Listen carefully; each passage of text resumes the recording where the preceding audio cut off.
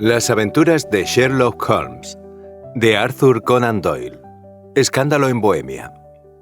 Primero, para Sherlock Holmes, ella es simplemente la mujer. Rara vez le he oído mencionarla de otro modo. A sus ojos, ella eclipsa y domina a todo su sexo. No es que sintiera por Irene Adler nada parecido al amor. Todas las emociones, y en especial esa, resultaban abominables para su inteligencia fría y precisa, pero admirablemente equilibrada. Siempre lo he tenido por la máquina de observar y razonar más perfecta que ha conocido el mundo, pero como amante se habría colocado en una posición errónea. Jamás hablaba de las pasiones más tiernas, si no era con desprecio y sarcasmo. Eran cosas admirables para el observador, excelentes para levantar el velo que cubre los motivos y los actos de los hombres. Pero para un razonador experto, admitir tales intrusiones en su delicado y bien ajustado temperamento equivalía a introducir un factor de distracción capaz de sembrar de dudas todos los resultados de su mente. Para un carácter como el suyo, una emoción fuerte resultaba tan perturbadora como la presencia de arena en un instrumento de precisión o una grieta en una de sus propias lupas de alta potencia. Y sin embargo, existió para él una mujer, y esa mujer fue la difunta Irene Adler, de dudoso y cuestionable recuerdo. Últimamente yo había visto poco a Holmes. Mi matrimonio nos había apartado al uno del otro, mi completa felicidad y los intereses hogareños que se despiertan en el hombre que por primera vez pone casa propia bastaban para absorber toda mi atención. Mientras tanto, Holmes, que odiaba cualquier forma de vida social con toda la fuerza de su alma bohemia, permaneció en nuestros aposentos de Baker Street, sepultado entre sus viejos libros y alternando una semana de cocaína con otra de ambición, entre la modorra de la droga y la fiera energía de su intensa personalidad. Como siempre, le seguía atrayendo el estudio del crimen y dedicaba sus inmensas facultades y extraordinarios poderes de observación a seguir pistas y aclarar misterios que la policía oficial había abandonado por imposibles. De vez en cuando me llegaba alguna vaga noticia de sus andanzas, su viaje a Odessa para intervenir en el caso del asesinato de Trepov, el esclarecimiento de la extraña tragedia de los hermanos Atkinson en Trícomalie, y por último, la misión que tan discreta y eficazmente había llevado a cabo para la familia real de Holanda. Sin embargo, aparte de estas señales de actividad que yo me limitaba a compartir con todos los lectores de la prensa diaria, apenas sabía nada de mi antiguo amigo y compañero. Una noche, la del 20 de marzo de 1888, volvía yo de visitar a un paciente, pues de nuevo estaba ejerciendo la medicina, cuando el camino me llevó por Baker Street. Al pasar frente a la puerta que también recordaba y que siempre estará asociada en mi mente con mi noviazgo y con los siniestros incidentes de estudio en escarlata, se apoderó de mí un fuerte deseo de volver a ver a Holmes y saber en qué empleaba sus extraordinarios poderes. Sus habitaciones estaban completamente iluminadas y al mirar hacia arriba vi pasar 2 veces su figura alta y delgada, una oscura silueta en los visillos. Daba rápidas zancadas por la habitación, con aire ansioso, la cabeza hundida sobre el pecho y las manos juntas en la espalda. A mí, que conocía perfectamente sus hábitos y sus humores, su actitud y comportamiento, me contaron toda una historia. Estaba trabajando otra vez, había salido de los sueños inducidos por la droga y seguía de nuevo el rastro de algún nuevo problema. Tiré de la campanilla y me condujeron a la habitación que, en parte, había sido mía. No estuvo muy efusivo, rara vez lo estaba, pero creo que se alegró de verme. Sin apenas pronunciar palabra, pero con una mirada cariñosa me indicó una butaca, me arrojó su caja de cigarros y señaló una botella de licor y un sifón que había en la esquina. Luego se plantó delante del fuego y me miró de aquella manera suya tan ensimismada. «El matrimonio te sienta bien», comentó. «Yo diría, Watson, que ha engordado usted 7 libras y media desde la última vez que le vi». «7», respondí. «La verdad, yo diría algo más. Solo un poquito más, me parece a mí, Watson. Y veo que está ejerciendo de nuevo. ¿No me dijo que se proponía volver a su profesión? Entonces, ¿cómo lo sabe? Lo veo, lo deduzco. ¿Cómo sé que hace poco sufrió usted un remojón y que tiene una sirvienta de lo más torpe y descuidada? Mi querido Holmes, dije, esto es demasiado. No me cabe duda de que si hubiera vivido usted hace unos siglos, le habrían quemado en la hoguera. Es cierto que el jueves di un paseo por el campo y volví a casa hecho una sopa, pero dado que me he cambiado de ropa, no logro imaginarme cómo ha podido adivinarlo.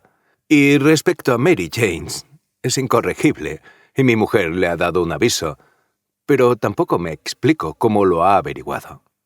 Se rió para sus adentros y se frotó las largas y nerviosas manos. «Es lo más sencillo del mundo», dijo. «Mis ojos me dicen que en la parte interior de su zapato izquierdo, donde da la luz de la chimenea, la suela está rayada con 6 marcas casi paralelas. Evidentemente, las ha producido alguien que ha raspado sin ningún cuidado los bordes de la suela para desprender el barro adherido. Así que ya ve. De ahí mi doble deducción de que ha salido usted con mal tiempo y de que posee un ejemplar especialmente maligno y rompebotas de fregona londinense.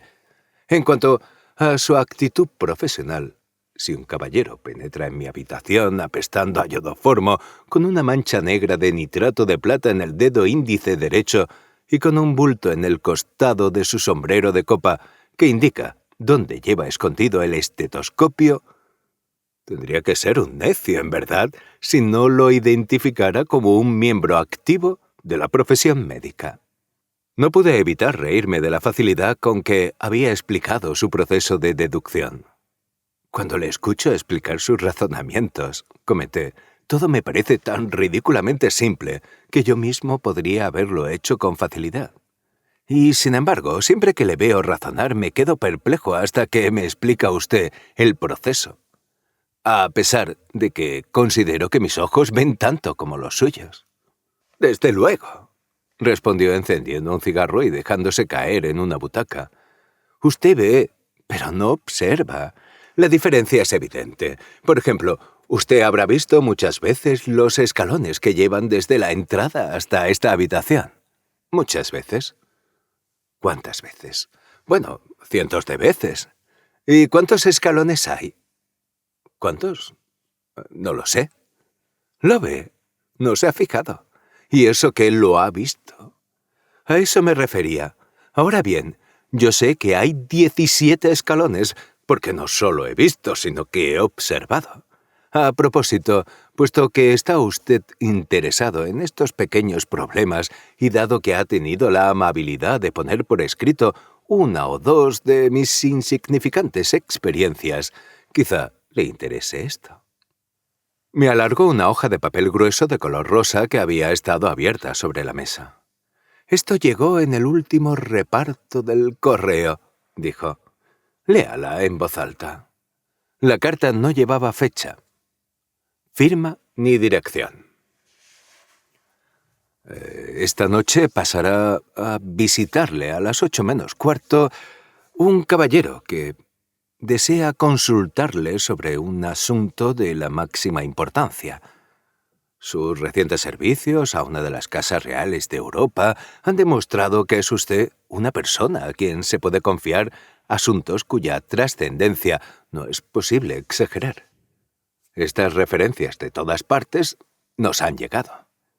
Esté en su cuarto, pues, a la hora dicha y no se tome a ofensa que el visitante lleve una máscara». «Esto sí que es un misterio», comenté. «¿Qué cree usted que significa?» «Aún no dispongo de datos. Es un error capital teorizar antes de tener datos. Sin darse cuenta uno empieza a deformar los hechos para que se ajusten a las teorías, en lugar de ajustar las teorías a los hechos. Pero, en cuanto a la carta en sí, ¿qué deduce usted de ella?» Examiné atentamente el papel en el que estaba escrita. «El hombre que la ha escrito es, probablemente, una persona acomodada», comenté, esforzándome por imitar los procedimientos de mi compañero. «Esta clase de papel no se compra por menos de media corona el paquete, es especialmente fuerte y rígido. Especial, esa es la palabra, dijo Holmes. No es en absoluto un papel inglés. Mírelo a contraluz. Así lo hice y vi una E grande con una G pequeña y una P y una G grandes con una T pequeña, marcadas en la fibra misma del papel. ¿Qué le dice esto?, preguntó Holmes. El nombre del fabricante, sin duda, o más bien su monograma. Ni mucho menos. La G grande con la T pequeña significan Gesellschaft, que en alemán quiere decir compañía. Una contracción habitual, como cuando nosotros ponemos CO. La P, por supuesto, significa papir. Vamos ahora con lo de EG. Echemos un vistazo a nuestro Gazetteer Continental. Sacó de una estantería un pesado volumen de color pardo. Eklow. Klownitz. Aquí está. Egria. Está en un país de habla alemana, en Bohemia, no muy lejos de Karlsbad, lugar conocido por haber sido escenario de la muerte de Wallenstein y por sus numerosas fábricas de cristal y papel. Ajá, muchacho, ¿qué saca usted de esto? Le brillaban los ojos y dejó escapar de su cigarro una nube triunfante de humo azul. El papel fue fabricado en Bohemia, dije yo. Exactamente. Y el hombre que escribió la nota es alemán. ¿Se ha fijado usted en la curiosa construcción de la frase «Estas referencias de todas partes nos han llegado»?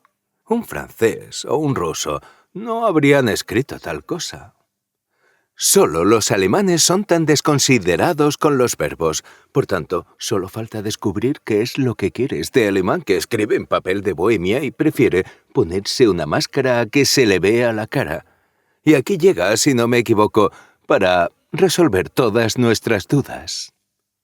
Mientras hablaba se oyó claramente el sonido de cascos de caballos y de ruedas que rozaban contra el bordillo de la acera, seguido por un brusco campanillazo. Holmes soltó un silbido. «Un gran señor, por lo que oigo, sí», continuó asomándose a la ventana. «Un precioso carruaje y un par de caballos de pura raza, 150 guineas cada uno. Si no hay otra cosa, al menos hay dinero en este caso, Watson». «Creo que lo mejor será que me vaya, Holmes». «Nada de eso, doctor. Quédese donde está. Estoy perdido sin mi Boswell. Y esto promete ser interesante. Sería una pena perdérselo». «No se preocupe por él. Puedo necesitar su ayuda y también puede necesitarla él. Aquí llega. Siéntese en esa butaca, doctor, y no se pierda detalle». Unos pasos lentos y pesados que se habían oído en la escalera y en el pasillo se detuvieron justo al otro lado de la puerta. A continuación, sonó un golpe fuerte y autoritario. «Adelante», dijo Holmes. Entró un hombre que no mediría menos de 1,80 m de altura, con el torso y los brazos de un Hércules. Su vestimenta era lujosa, con un lujo que en Inglaterra se habría considerado rayano en el mal gusto. Su vestimenta era lujosa, con un lujo que en Inglaterra se habría considerado rayano en el mal gusto. Gruesas tiras de astracán adornaban las mangas y el delantero de su abrigo de doble botonadura, y la capa de color azul oscuro que llevaba sobre los hombros tenía un forro de seda roja como el fuego y se sujetaba al cuello con un broche que consistía en un único y resplandeciente berilo. Un par de botas que le llegaban hasta media pantorrilla y con el borde superior orlado de lujosa piel de color pardo, completaba la impresión de bárbara opulencia que inspiraba toda su figura.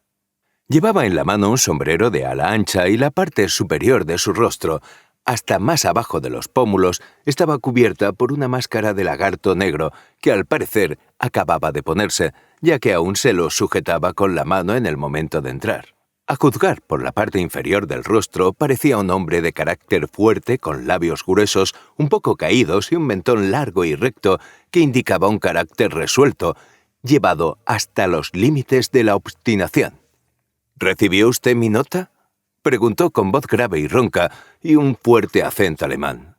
«Le dije que vendría a verle». Nos miraba a uno y a otro, como si no entendiera, seguro, de a quién dirigirse. «Por favor, tome asiento», dijo Holmes.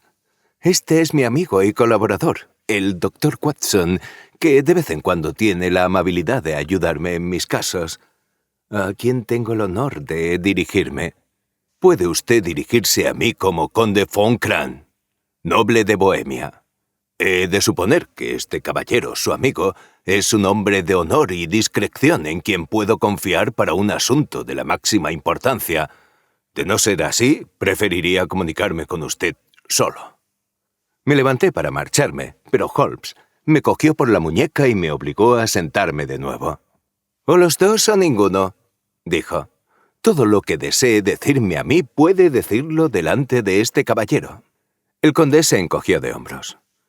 «Entonces debo comenzar», dijo, «por pedirles a los dos que se comprometan a guardar el más absoluto secreto durante 2 años, al cabo de los cuales el asunto ya no tendrá importancia.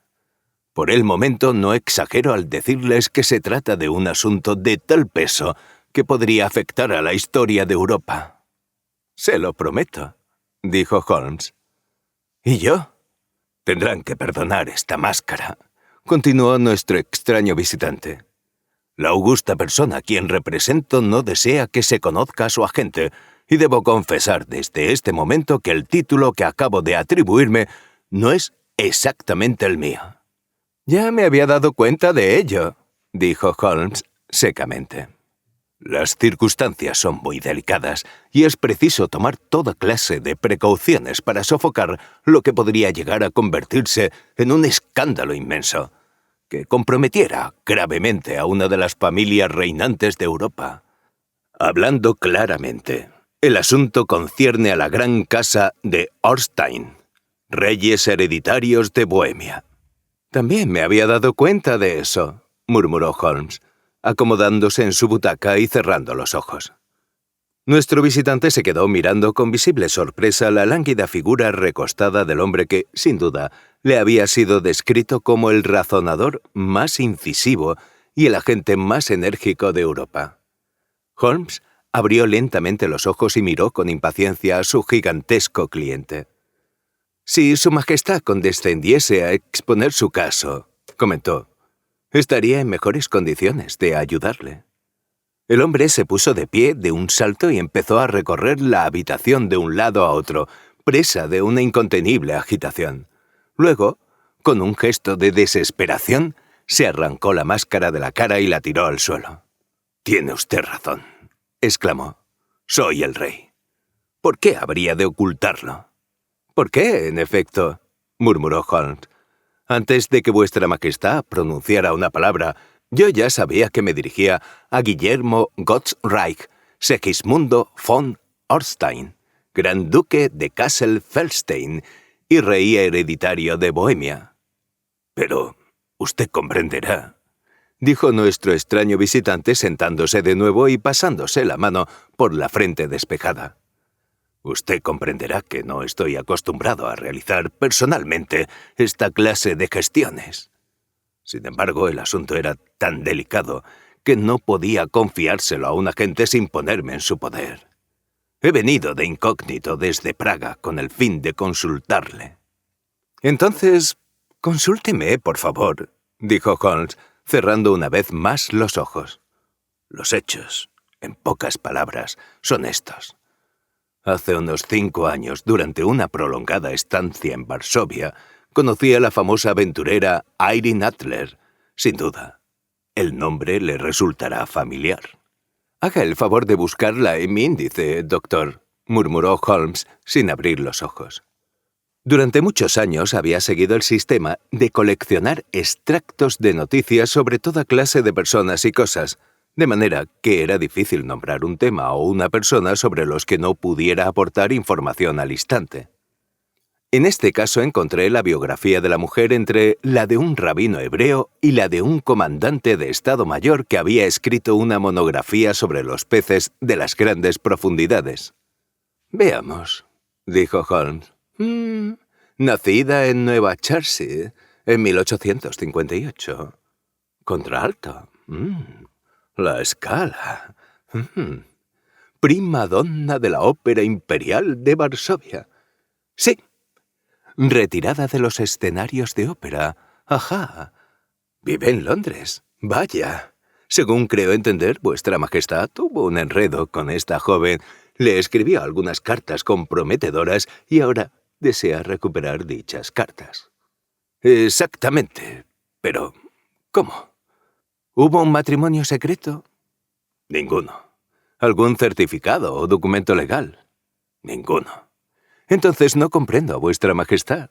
Si esta joven sacara a relucir las cartas con propósitos de chantaje o de cualquier otro tipo, ¿cómo iba a demostrar su autenticidad? Está mi letra. ¡Ah, falsificada! Mi papel de cartas personal. ¿Robado? Mi propio sello. Imitado. Mi fotografía.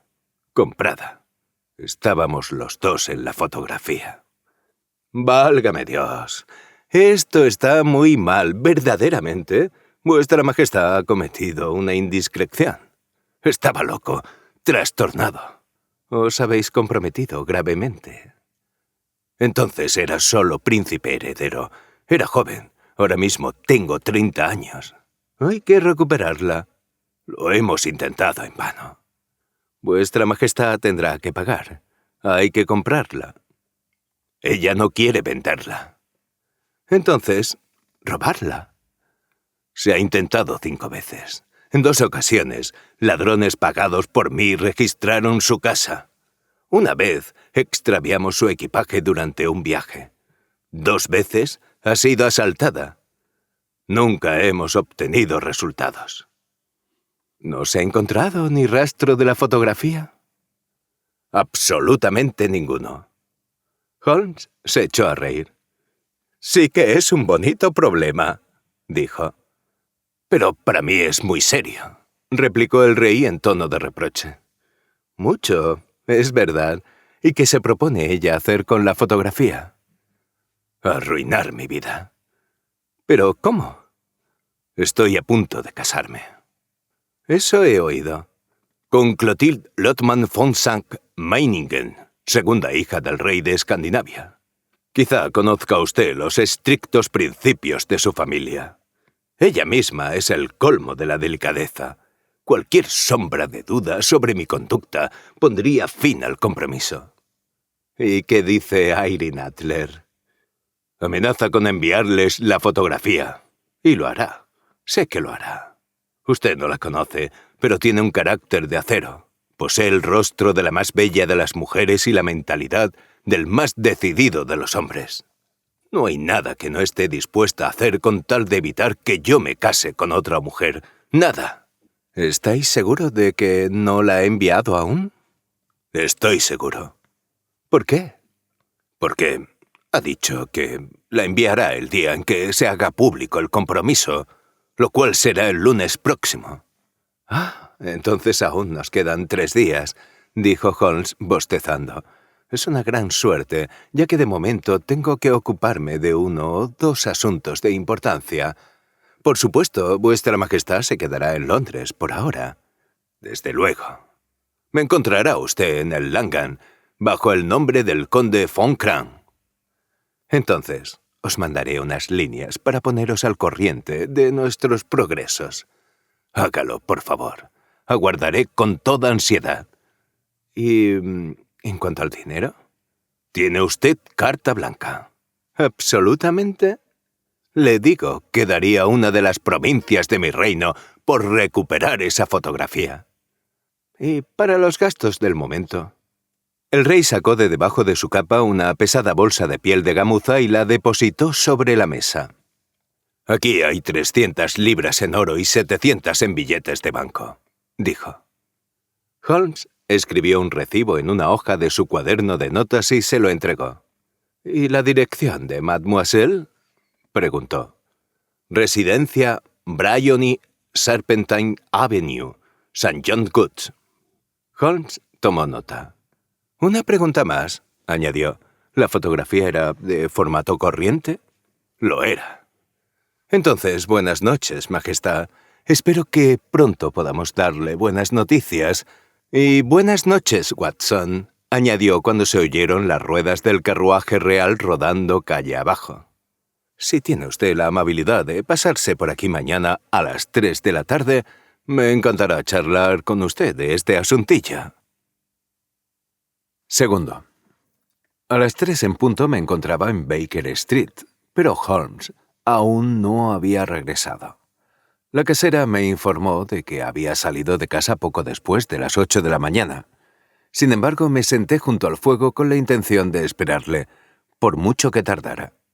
Ya estaba profundamente interesado en su investigación porque, aunque no estaba rodeada de ninguno de los rasgos sombríos y extraños que se asociaban con los 2 crímenes que ya he registrado, la naturaleza del caso y la exaltada posición de su cliente le daban un carácter propio.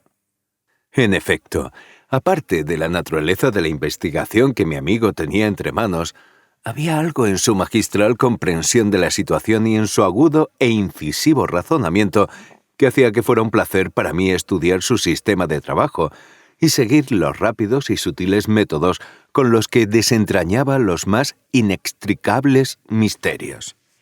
Estaba tan acostumbrado a su éxito constante que la posibilidad de que fallara había dejado de rondar por mi cabeza. Eran casi las 4 cuando se abrió la puerta y un mozo de cuadra con aspecto de borracho, desaliñado y con el bigote de lado, con el rostro inflamado y ropas de mala reputación, entró en la habitación. Acostumbrado como estaba a los sorprendentes poderes de mi amigo en el uso de los disfraces, tuve que mirar 3 veces antes de estar seguro de que era él. Con un movimiento de cabeza desapareció en el dormitorio, de donde salió en 5 minutos vestido con un traje respetable, como antaño. Metiendo las manos en los bolsillos, estiró las piernas frente al fuego y se rió con ganas durante unos minutos. «Bueno, la verdad», gritó y luego se atragantó y volvió a reírse hasta que se vio obligado a recostarse, inerte e indefenso, en la silla. «¿Qué pasa? Es demasiado divertido.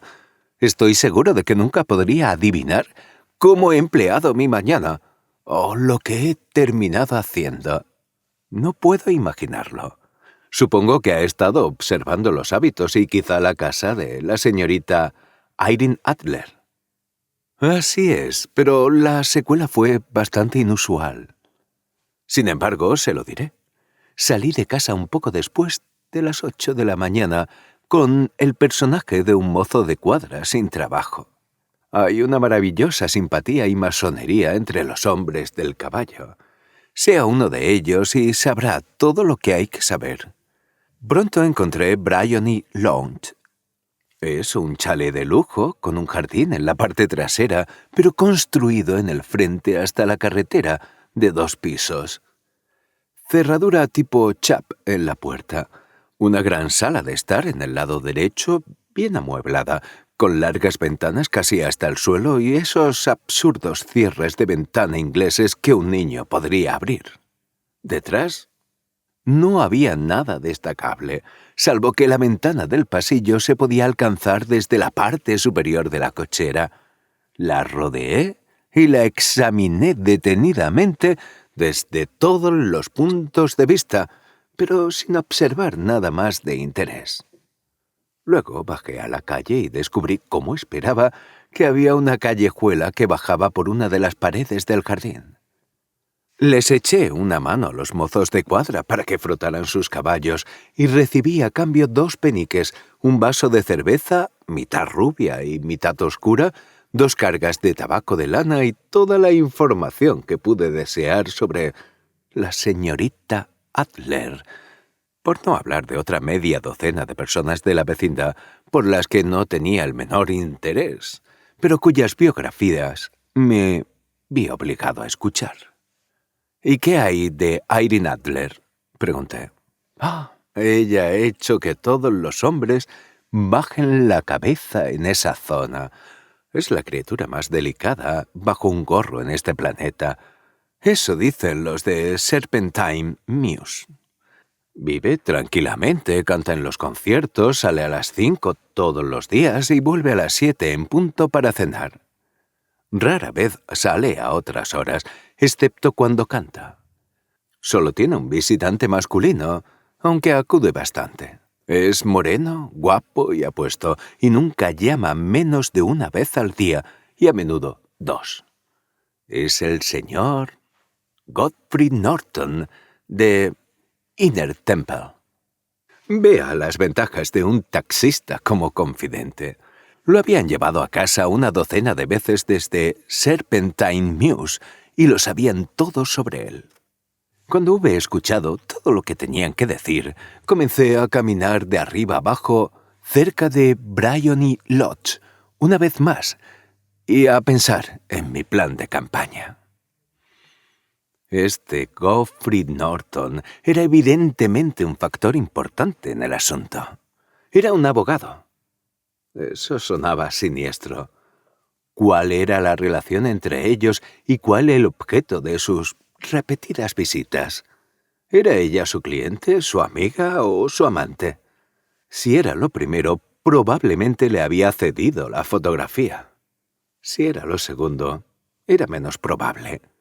De la respuesta a esta pregunta dependía si debía continuar mi trabajo en Bryony Lodge o dirigir mi atención al bufete del caballero en el Temple. Era un punto delicado y ampliaba el campo de mi investigación. Me temo que le aburro con estos detalles, pero tengo que hacerle ver mis pequeñas dificultades si quiere entender la situación. «Le sigo de cerca», le contesté. Todavía estaba haciendo balance del asunto en mi mente cuando un taxi llegó a Bryony Lodge y un caballero se bajó. Era un hombre extraordinariamente apuesto, moreno, aguileño y con bigote. Evidentemente el hombre del que había oído hablar. Parecía tener mucha prisa. Gritó al taxista que esperara y pasó por delante de la criada que le abrió la puerta con el aire de un hombre que se siente completamente a gusto. Estuvo en la casa alrededor de media hora y pude verle en las ventanas del salón caminando de un lado a otro, hablando con entusiasmo y agitando los brazos. De ella no pude ver nada. Al cabo de un rato salió con un aspecto aún más nervioso que antes. Cuando se acercó al taxi, sacó un reloj de oro del bolsillo y lo miró seriamente. «Conduzca a toda prisa», gritó. «Primero a Gross & Hankey, en Regent Street, y luego a la iglesia en Santa Mónica, en Edgeworth Road. Media guinea si lo hace en 20 minutos». Se pusieron en marcha y yo me preguntaba si no haría bien en seguirlos cuando subió por la calle un pequeño y elegante landau cuyo cochero llevaba un abrigo solo a medio abrochar y la corbata bajo la oreja, mientras todas las etiquetas de su arnés sobresalían de las hebillas. No se había detenido antes de que ella saliera disparada por la puerta del vestíbulo y entrara en él. Solo la vislumbré en ese momento, pero era una mujer encantadora, con un rostro por el que un hombre podría morir. «La iglesia de Santa Mónica, John», gritó, «y medio soberano si llega a ella en 20 minutos». Esto era demasiado bueno para perderlo, Watson. Estaba sopesando si debía correr tras ella o si debía colocarme detrás de su landau cuando llegó un taxi a la calle. El conductor me miró 2 veces ante una tarifa tan baja, pero me subí antes de que pudiera objetar. «La iglesia de Santa Mónica», dije, «y medio soberano si llega a ella en 20 minutos».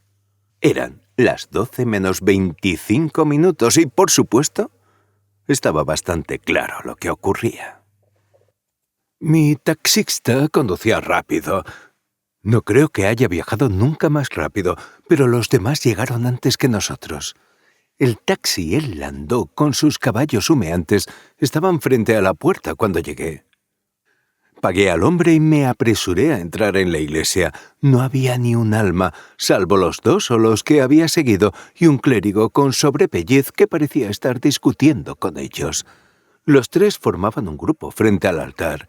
Yo me movía por el pasillo lateral como cualquier otro ocioso que se ha dejado caer por una iglesia. De repente, para mi sorpresa, los 3 que estaban en el altar se volvieron hacia mí, y Godfrey Norton vino corriendo hacia mí tan fuerte como pudo. «¡Gracias a Dios!», gritó. Usted servirá. Venga, venga. ¿Qué sucede?, pregunté. Venga, hombre, venga. Solo quedan 3 minutos o no será legal. Fui medio arrastrado hasta el altar y antes de saber dónde estaba me encontré murmurando respuestas que me susurraban al oído y dando fe de cosas de las que no sabía nada y en general ayudando a la unión de Irene Adler soltera con Godfrey Norton soltero. Todo se hizo en un instante, y allí estaban el caballero dándome las gracias por un lado y la dama por otro, mientras el clérigo me sonreía por delante. Fue la situación más absurda en la que me he encontrado en mi vida, y fue el pensamiento de ello lo que me hizo reír ahora mismo. Al parecer, había habido cierta informalidad en su licencia y el clérigo se negó rotundamente a casarlo sin un testigo de algún tipo. Mi afortunada aparición evitó que el novio tuviera que salir a la calle en busca de un padrino. La novia me regaló un soberano y pienso llevarlo en la cadena de mi reloj en recuerdo de la ocasión. Este es un giro muy inesperado de los asuntos, dije. ¿Y entonces qué? Bueno, encontré mis planes seriamente amenazados. Parecía que la pareja iba a marcharse inmediatamente y que, por lo tanto, era necesario tomar medidas muy rápidas y enérgicas por mi parte. En la puerta de la iglesia, sin embargo, se separaron, él conduciendo de vuelta al Temple y ella a su propia casa. «Saldré al parque a las 5 como de costumbre», dijo ella al dejarle. No oí nada más. Se marcharon en direcciones diferentes y yo me fui a hacer mis propios preparativos. ¿Cuáles son? Un poco de carne fría y un vaso de cerveza, respondió él, tocando el timbre. He estado demasiado ocupado para pensar en la comida y es probable que lo esté aún más esta noche. Por cierto, doctor, necesitaré su colaboración. Estaré encantado. ¿No le importa infringir la ley? En absoluto, ni correr el riesgo de ser arrestado. No por una buena causa. Ah, la causa excelente. Entonces soy su hombre. Estaba seguro de que podía confiar en usted, pero ¿qué es lo que desea? Cuando la señora Turner haya traído la bandeja, se lo aclararé.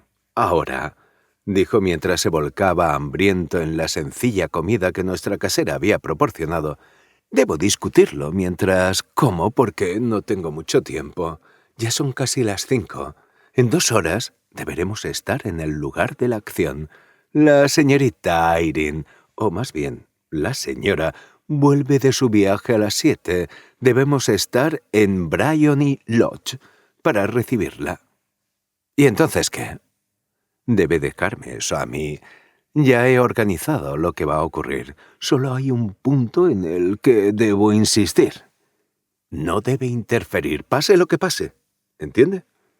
¿Debo ser neutral? No debe hacer nada.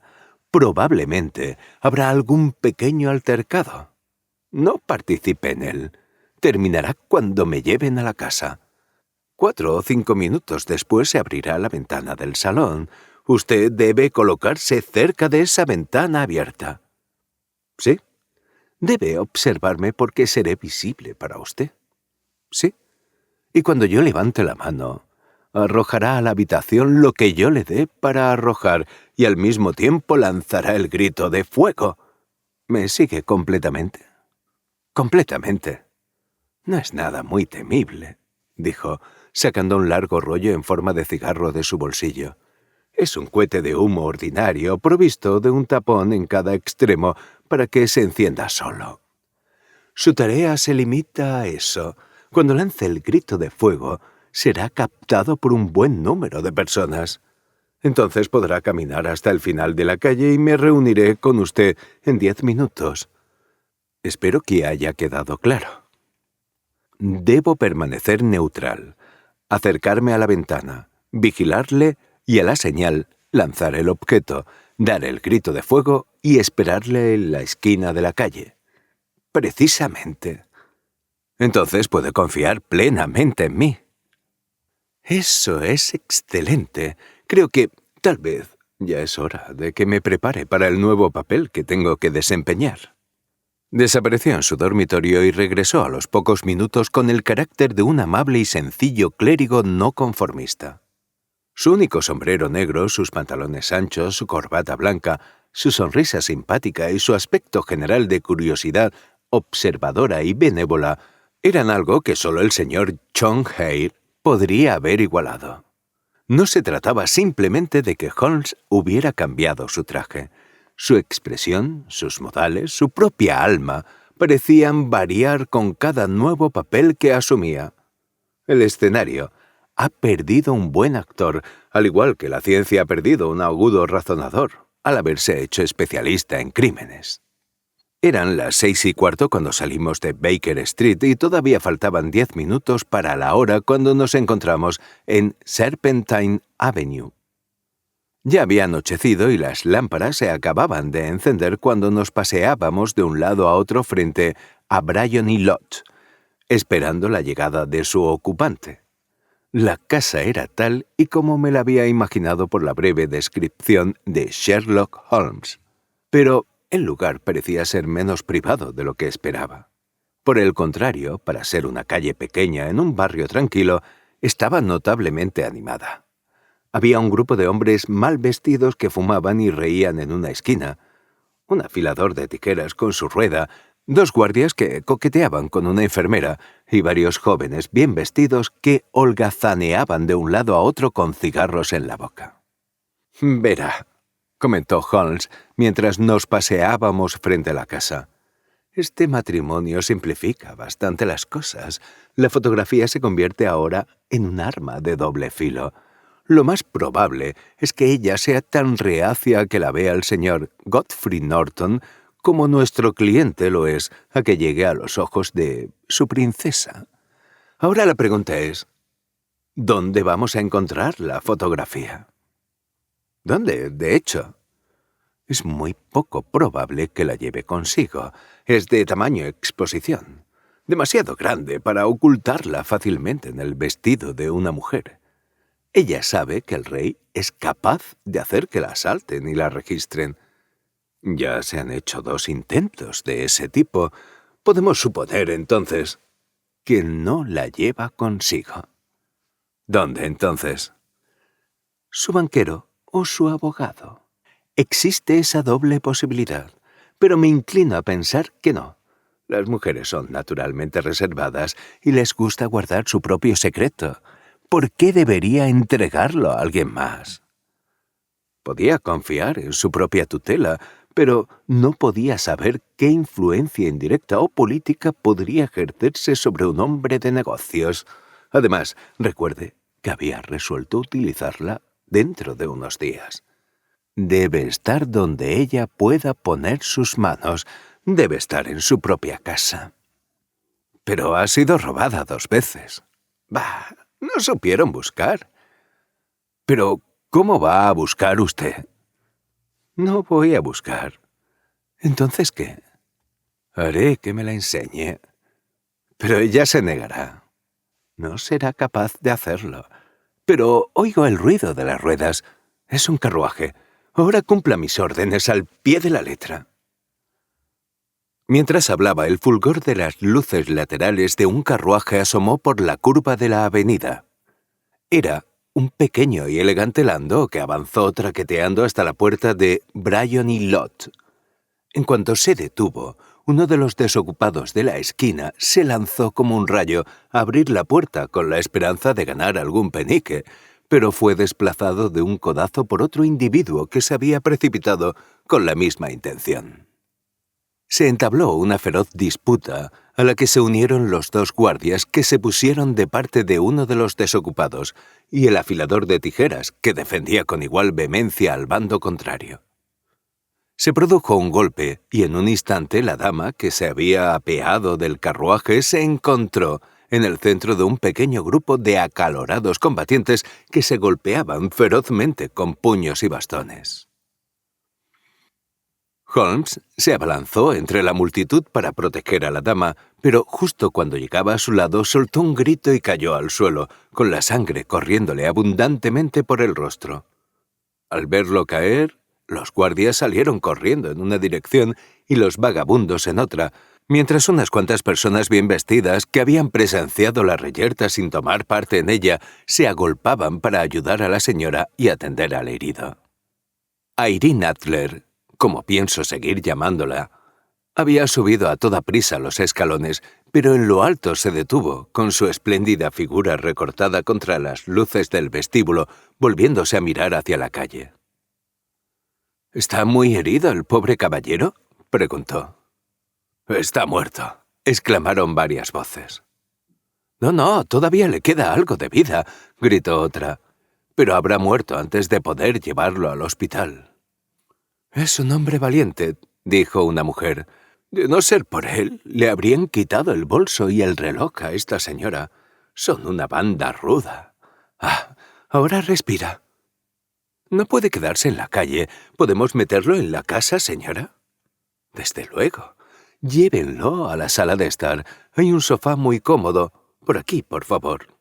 Lenta y solemnemente fue introducido en Bryony Lodge y acostado en el salón principal, mientras yo seguía observando el curso de los acontecimientos desde mi puesto junto a la ventana.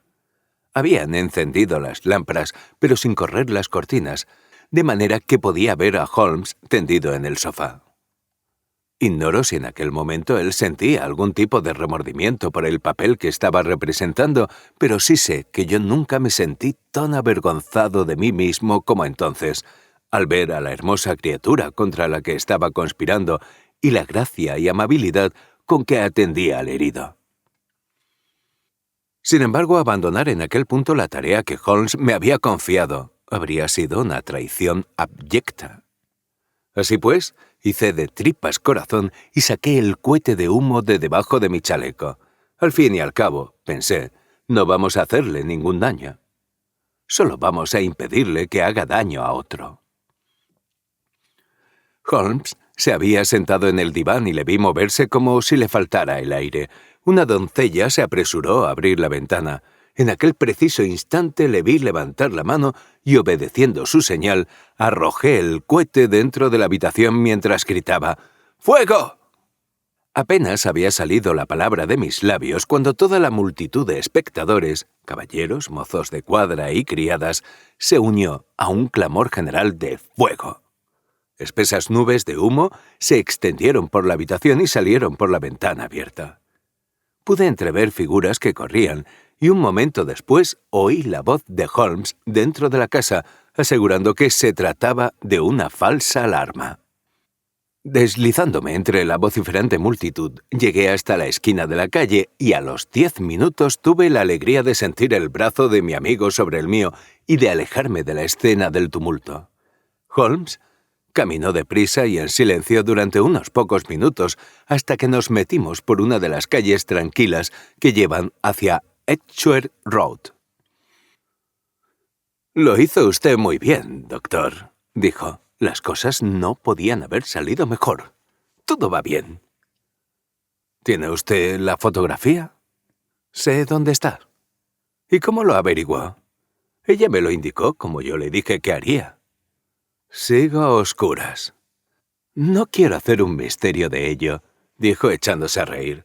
«Todo fue muy sencillo. Naturalmente usted se daría cuenta de que todos los que había en la calle eran cómplices. Estaban contratados para esta tarde. Me lo había figurado. Cuando empezó la pelea, yo tenía un poco de pintura roja fresca en la palma de mi mano. Eché a correr, caí, me llevé las manos a la cara y me convertí en un espectáculo patético. Un viejo truco. Eso también pude figurármelo. Entonces me llevaron adentro, y ya tenía que dejarme entrar. ¿Cómo habría podido negarse? Y a la sala de estar, que era la habitación de la que yo sospechaba. Tenía que ser esa o el dormitorio, y no estaba decidido a averiguar cuál.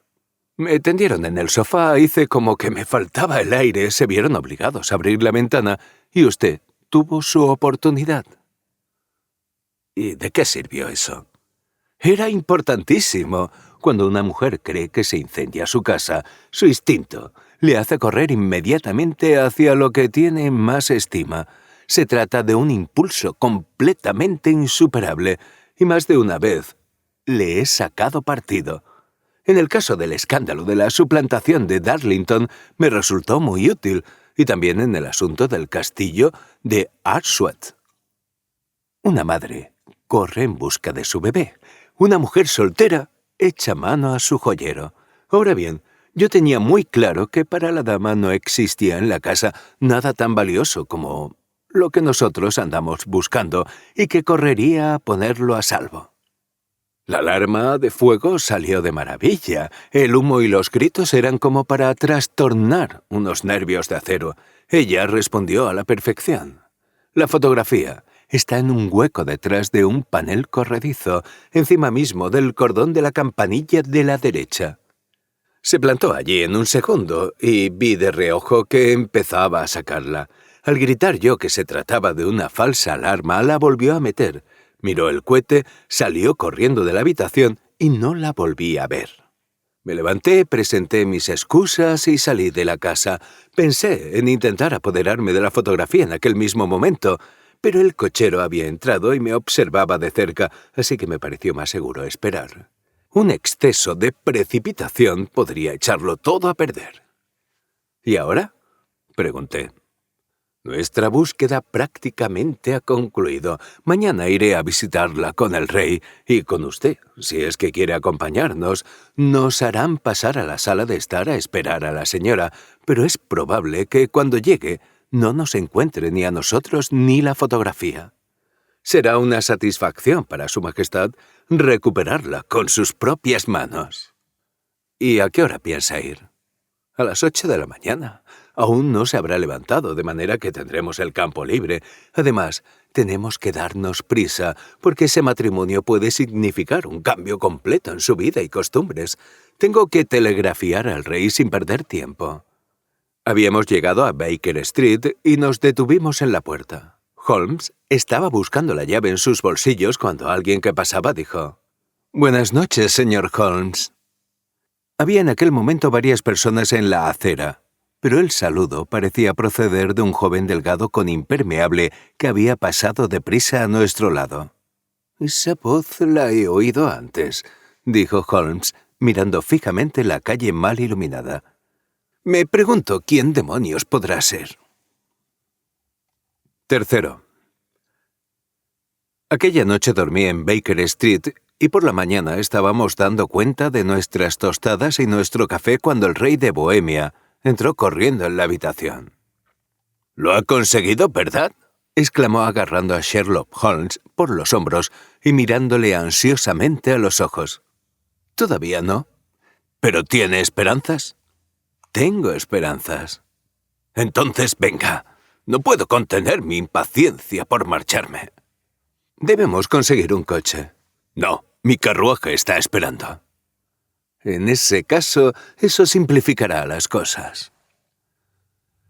Bajamos y partimos una vez más hacia Briony Lodge. «Irene Adler se ha casado», comentó Holmes. «¿Se ha casado? ¿Cuándo?» «Ayer». ¿Pero con quién?» «Con un abogado inglés apellidado Norton». «Pero ella no puede amarle». «Tengo la esperanza de que sí le ame», respondió Holmes. «¿Y por qué espera tal cosa?» «Porque eso libraría a vuestra majestad de todo temor a futuras molestias. Si la dama ama a su marido, ya no ama a vuestra majestad. Si no ama a vuestra majestad, no hay razón para que interfiera en los planes de vuestra majestad». «Es cierto, y sin embargo, en fin, ojalá hubiera sido de mi propia condición. ¿Qué reina habría sido?» Se sumió en un silencio taciturno que no se rompió hasta que llegamos a Serpentine Avenue. La puerta de Briony Lodge estaba abierta y una mujer mayor esperaba en los escalones de la entrada. Nos observó con una mirada sardónica mientras bajábamos del carruaje. «El señor Sherlock Holmes, supongo», dijo ella. «Yo soy el señor Holmes», contestó mi compañero, dirigiéndole una mirada interrogativa y algo sorprendida. En efecto, mi señora me dijo que era muy probable que viniera usted. Se marchó esta mañana con su marido en el tren de las 5:15 de Charing Cross hacia el continente. ¿Cómo? Sherlock Holmes retrocedió tambaleándose, pálido de sorpresa y consternación. ¿Quiere decir que ha abandonado Inglaterra? Para no volver jamás. ¿Y los papeles?, preguntó el rey con voz ronca. Todo se ha perdido. Ya veremos. Holmes pasó por delante de la sirvienta y se precipitó en el salón, seguido por el rey y por mí. El mobiliario estaba desparramado en todas direcciones, con estanterías desmontadas y cajones abiertos, como si la dama los hubiera vaciado apresuradamente antes de huir. Holmes se abalanzó sobre el cordón de la campanilla, arrancó una pequeña tablilla corrediza y, hundiendo la mano, sacó una fotografía y una carta. La fotografía era de la propia Irene Adler en traje de noche, y la carta estaba dirigida a Sherlock Holmes Esquire, para ser entregada a su regreso. Mi amigo la abrió y los tres la leímos juntos. Estaba fechada en la medianoche anterior y decía lo siguiente. Mi querido señor Sherlock Holmes, lo hizo usted realmente bien. Me engañó por completo. Hasta después de la alarma de fuego no tuve la menor sospecha. Pero luego, cuando comprendí que me había traicionado a mí misma, me puse a pensar. Me habían advertido contra usted hace meses. Me dijeron que, si el rey contrataba a un agente, ese sería sin duda usted. Incluso me habían dado su dirección. Y a pesar de todo, usted me hizo revelar lo que quería saber. Incluso después de sospechar, me resultaba difícil pensar mal de un viejo clérigo tan simpático y amable. Pero, ya sabe, yo misma tengo experiencia como actriz. El disfraz masculino no es nada nuevo para mí. A menudo me aprovecho de la libertad que ofrece. Envié a John, el cochero, a vigilarle, subí las escaleras, me puse mi ropa de paseo, como yo la llamo, y bajé justo cuando usted se marchaba. Bien, le seguí hasta su puerta, y así me aseguré de que realmente era objeto de interés para el célebre señor Sherlock Holmes. Luego, de forma algo imprudente, le deseé buenas noches y me dirigí al Temple para ver a mi marido. Ambos estuvimos de acuerdo en que ante un antagonista tan formidable, el mejor recurso era la huida, así que cuando venga mañana encontrará el nido vacío. En cuanto a la fotografía, su cliente puede descansar en paz. Amo y soy amada por un hombre mejor que él. El rey puede hacer lo que quiera sin encontrar obstáculos de alguien a quien ha tratado injustamente. La conservo solo para protegerme y para disponer de un arma que me mantenga a salvo de cualquier medida que él pueda tomar en el futuro.